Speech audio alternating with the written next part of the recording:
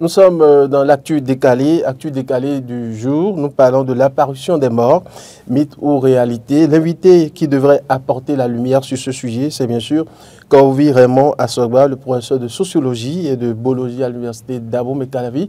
Mais puisqu'il n'est pas encore avec nous sur ce plateau, nous allons conduire ce débat avec mes invités que vous connaissez déjà, qui étaient déjà sur ce plateau, Laurent Tonekes et puis Hugues Hector Zogo. Laurent Tonekes, on parle d'apparition des morts, mythe ou réalité.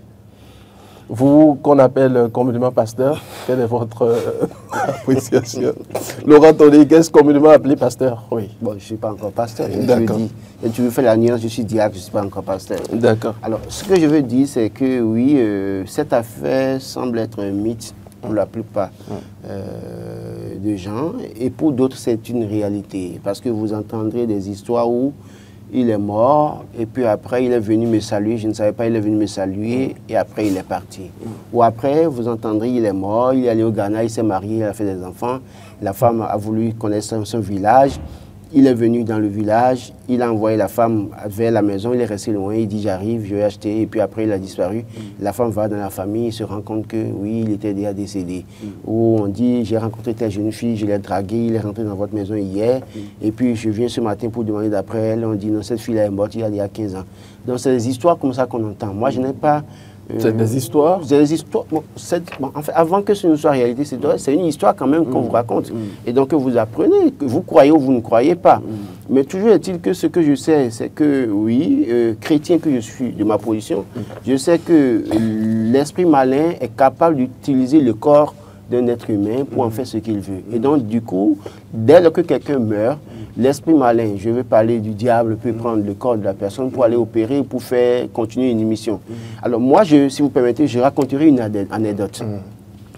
Dans les années 1999-2000, et ce qui s'est passé, je le dis, c'est une histoire vraie, authentique. Ça s'est passé dans mon village, bon, dans mon arrondissement à la Datogudo, et ça s'est passé avec moi et ma grand-mère. Ma grand-mère et moi.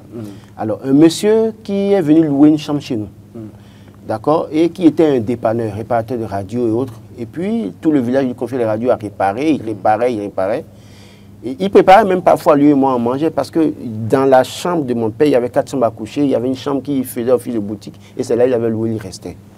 Et à un moment donné, le bruit a commencé à courir dans le village comme quoi ce monsieur est quelqu'un qui était mort vers le Costa et autres. Là, on avait commencé à entendre cette histoire bizarrement. Mais qui vit aisément qui est venu à Alada s'installer là. Et ça me paraissait bizarre. Moi, quand j'apprenais ça, j'ai commencé par avoir peur. Mais il s'est fait qu'un jour, le monsieur a disparu.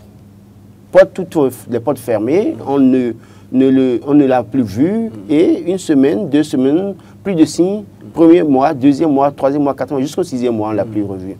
À un moment donné, ceux qui lui ont confié les radios ont commencé à demander les radios. Et on a dû appeler le chef quartier, le délégué de l'époque, pour lui dire, bon voilà telle situation. On est venu défoncer la porte. Et dans la chambre, on a retrouvé ses effets intacts, les radios, tout est en place, ses habits, un certain nombre de ses habits en place.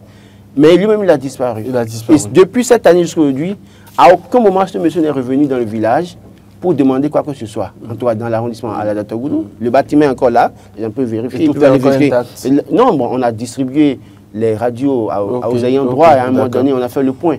Mais il n'est plus jamais revenu. Et donc, les gens disaient, oui, bon, la vérité, c'est quelqu'un qui était mort véritablement et qui est venu apparaître ici. Moi, de ma position, jeune à l'époque, j'ai eu peur. D'ailleurs, dormi dans la chambre, là, j'avais tellement peur. Je n'y croyais pas outre mesure, mais au fil du temps, je me dis, est-ce que cette histoire, peut-être, n'a pas une certaine vérité à proprement parler. Et ces cas, on en entend plus à plusieurs reprises. Je crois que nous avons un téléspectateur ou auditeur au bout du fil. Bonjour téléspectateur, bonjour auditeur. Oui, c'est auditeur. Bonjour, je pense que c'est Aki Wado. Bonjour Ayolou Lucien. Comment vous allez bien? Ça va très bien chez vous? Oui, ça va. Je salue Roland. Hein. Oui, le Saint-Paysan, bonjour. Oui, comment vous allez bien? C'est Ayolou Lucien. Ah, mais pardon, c'est pas... des morts, mythe ou réalité. Et il faut avoir vécu une fois la chose ou bien être témoin des faits pour être mieux placé pour en parler. Et selon moi, j'ai rencontré une fois. Oui. Vous avez fait quoi? Je n'avais pas appris sa mort. J'allais à l'école, j'étais tout petit, j'allais à l'école. Et je l'ai rencontré, il m'appelle tout. Mais c'est quelqu'un avec qui on s'amusait beaucoup. Mais il est un peu âgé. Quand je l'ai vu, je vois qu'il a gardé un comportement suspect. Mais celui qui ont s'amusé, je l'appelle, il n'a même pas répondu. Et il a seulement pris la voie, pressé et allé rentrer dans une forêt sacrée. Et bon, son comportement a été suspect. Bon, j'ai repris ce chemin avant que je n'arrive à la maison. Et le mauvais message était déjà là. Et ça mort, quoi. La note de sa mort est déjà là. Donc, ce que je comprends, c'était fréquent en temps, c'était fréquent les années antérieures. Mais souvent, les rencontres, c'est ceux qui ne sont pas encore informés de leur mort. Moi, je n'ai jamais entendu que quelqu'un est vraiment informé, il a rencontré comme ça. Et si vous êtes bien informé, mais si vous n'êtes pas informé, et on rencontre avant, mais aujourd'hui ce n'est plus fréquent. Allez, merci beaucoup à vous, Hugues. Donc, moi je disais en fait que oui, véritablement, il y a que, on peut prendre cette affaire, il faut la prendre avec beaucoup de pincettes. Alors, puisque ce monsieur dont je parle, je ne l'ai plus jamais revu, et il n'a plus jamais réclamé quoi que ce soit. Ailleurs, on vous dira que peut-être que oui, il a peut-être descendu, il a fui, je ne sais pas, Mais j'estime que oui, le diable peut aussi prendre le corps de quelqu'un qui est décédé et l'utiliser à bon escient. Oui. D'accord. Nous avons un téléspectateur ou auditeur au bout du fil, 01 48 52 94 02. Bonjour. C'est auditeur depuis la commune d'Agara que vous connaissez bien. Le simple paysan. Lui-même intéressé par sauver. Comment est-ce que vous portez ce matin? Le maréchal, oui. Comment? Ah ouais, justement, c'est lui. Ça va? Ça peut aller. Oui, bien sûr. Et je salue d'abord tout le plateau. Je vous salue. Merci. D'accord. Bon. Et ce que le thème, c'est une affaire réelle, mes chers amis. Sinon, si je dis réel, parce que il y a eu le cas chez moi, dans ma propre maison. Une fois ici, l'autre fois, c'est en Côte d'Ivoire, dans le village appelé Baoulé là-bas. Donc, pour ici, chez moi à Gara, c'est un garçon, bon, on ne sait pas là où il est venu, dans mon quartier à Gara, dans le quartier appelé Arwandi. Et il a rencontré mon grand frère, bon, il a expliqué son cas, qu'il est quitté. Il est quitté dans un village dans le Nigeria, loin de la terre, là, qu'on appelle Agor. Le village c'est Agor. Donc il est venu rester avec nous dans la maison et mon grand frère a attribué une petite chambre. Et il quitte là pour aller dans le marché vendre du pétrole. C'est un garçon. C'est ce que l'activité qu'il faisait chez lui là-bas. Mais il y a eu des cousines qui arrivent chaque fois, tous les 5 jours, dans le marché. Mais elle reste loin pour viser le gars. Elle a dit ça, c'est mon cousin. Mais quand elle est rentrée, elle dit à sa maman que qu'il a dit son fils, la maman ne le croyait jamais. Plusieurs fois, mais un jour, la maman a décidé de venir voir. Quand la maman est restée un peu loin, il a regardé, il dit ça, c'est mon fils.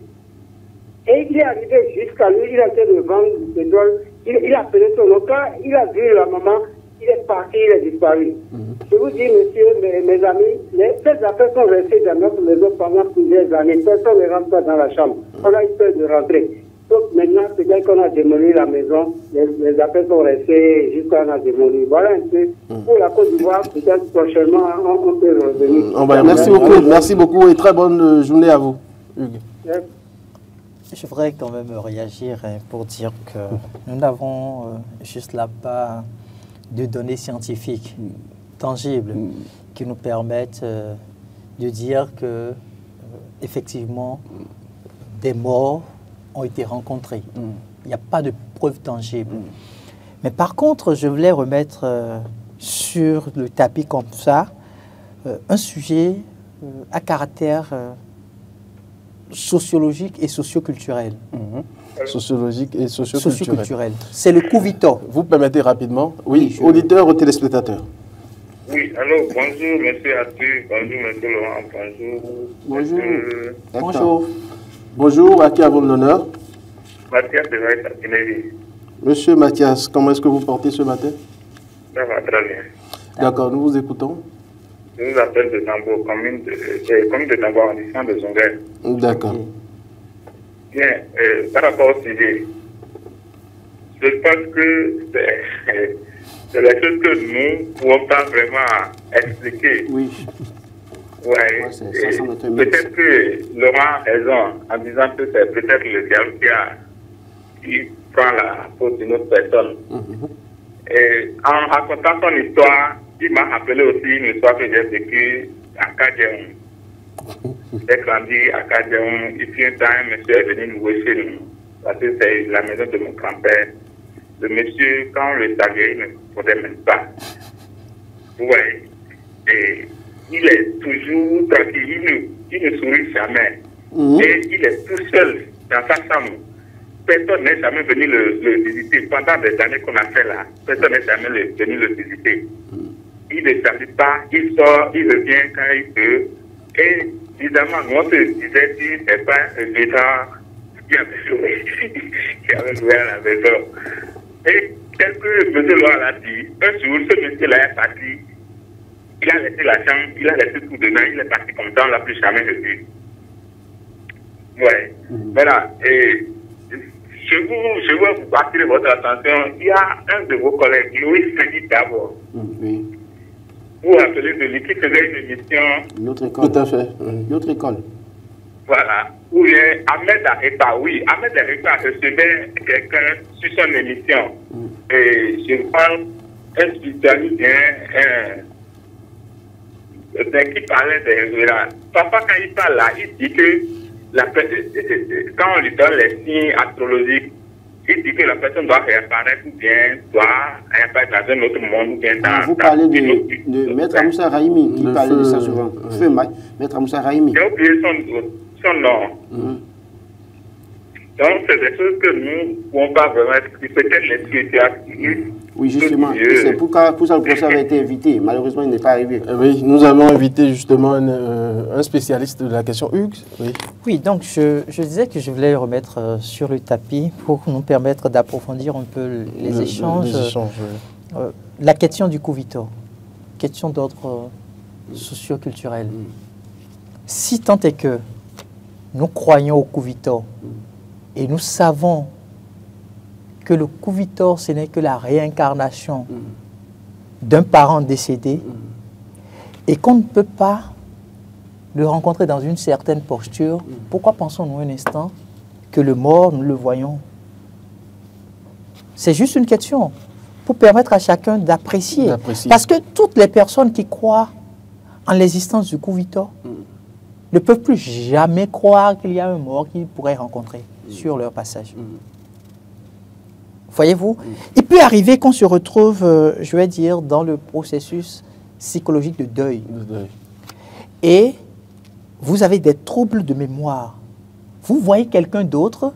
Et vous pensez peut-être que... Et vous pensez que c'est un parent à vous, que vous avez en face de vous. Les chrétiens vous diront que la mort leur a permis d'affermir davantage leur foi. Parce que l'apôtre Paul, dans les Saintes Écritures, parle de « si le Christ n'était pas mort, serviteur de Dieu, vaine serait notre foi. » Notre foi. Donc, la mort, en fait, a été une étape qui a permis aux chrétiens de nourrir davantage leur foi en l'existence de Dieu ou en l'existence du Christ. Parce que le Christ, pour les chrétiens, a été le seul acteur qu'ils ont pu voir, qui soit passé par la tombe et qui soit revenu parmi les humains. Tout à fait. Voyez-vous? Et quand on parle aussi de la mort, pour certaines personnes, c'est un voyage astral. Alors, comment est-ce qu'on se retrouve dans une dynamique de voyage astral et des humains sur la Terre peuvent encore vous retrouver? Donc, pour moi, c'est heureux. La question s'impose. La question s'impose. C'est déjà heureux que l'un des auditeurs, tout à l'heure, en prenant la parole, a dit « Quand vous n'avez pas encore été informé de ce que la personne est décédée, vous pouvez voir la personne. » Donc, ça voudrait dire que la mort porte en elle quelque chose de plus grand que nous tous. À la limite, un mystère. D'accord. Nous allons rapidement lire quelques réactions. Laurent, si tu permets rapidement. Succès brillant, Domago dit « Celui qui est mort est mort. L'apparition des morts est une manipulation humaine. Avant de croire aux apparitions des morts, il faut que ça soit à la portée de tout le monde. » Nazarien Mahomet lui dit « Oui, car même à la montagne de prière, Moïse et Élie étaient apparus à Jésus-Christ. » Moi, ce que je veux dire, c'est que je vais revenir sur un aspect abordé par Hugues Tozogo qui dit que si on croit au Covid, on ne peut plus croire en la réalité, en la possibilité de voir un mort. Bien au contraire, quand vous allez dans ce milieu, c'est ces gens-là qui croient le plus souvent que quelqu'un qui est mort peut réapparaître. C'est dans ce milieu-là que les gens d'habitude croient en cela. Ça, c'est un premier fait. Le deuxième fait, c'est que j'ai insisté sur le fait que le diable peut prendre. Parce que vous savez, dans notre culture, dans le commun de la spiritualité, on peut prendre votre image pour aller opérer quelque part. Et donc, si c'est possible, du fait que vous en vie, on peut prendre votre image pour aller opérer quelque part, quelqu'un qui est mort, on peut prendre son image pour aller opérer quelque part. Et c'est pour ça que j'insiste sur le fait que le diable peut prendre le corps de la personne et aller opérer. On dira que on a vu telle personne à tel moment. Le débat est très intéressant. Donc, pour créer la psychose, peut-être. Parce que du coup, il y a une mission à accomplir quelque part. Et il faut trouver une image. Et cette personne, parce que ceux dont on parle, l'autre a parlé de Kadjeon, quelqu'un qui est dans Kadjeon. Ce qu'il a pu faire pendant ce séjour à Kadjeon, là, s'il était véritablement, peut-être que c'est un esprit qui a utilisé ce corps-là pendant un moment pour opérer dans la cité pendant un moment donné, qui a atteint l'objectif. Et quand il a fini d'atteindre l'objectif, maintenant, finalement, il s'est éclipsé. Il s'est éclipsé. Donc, du coup, oui, on peut prendre ça comme un mythe ou réalité dans la mesure où le corps, qui est l'enveloppe, est utilisé par un esprit pour continuer une mission et aller opérer quelque part. Quelque part. Hugues, oui, très rapidement. Je pense quand même que la clarification qu'il vient de faire nous permet de comprendre simplement que vous rencontrez un mort à condition que vous ayez atteint un degré de spiritualité poussé, parce que quand on prend le cas des personnes qui croient au Kouvitor, par exemple, auquel je fais référence, j'ai signifié qu'on ne devrait plus croire en l'existence de quelqu'un qui est décédé et qu'on ait pu rencontrer.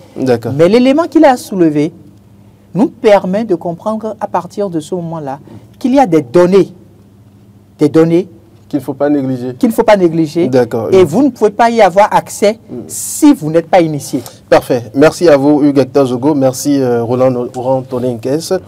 C'est la fin de cette émission. Merci de nous avoir suivis. La réalisation a été assurée par Rebecca Ogou, Carlos Agbado. Au son, Emmanuel Agbo-Djelou, le community manager, vous le connaissez très bien. Modeste Rondek-Pondi, chef des programmes, Martin Tonissé. Merci de nous avoir suivis.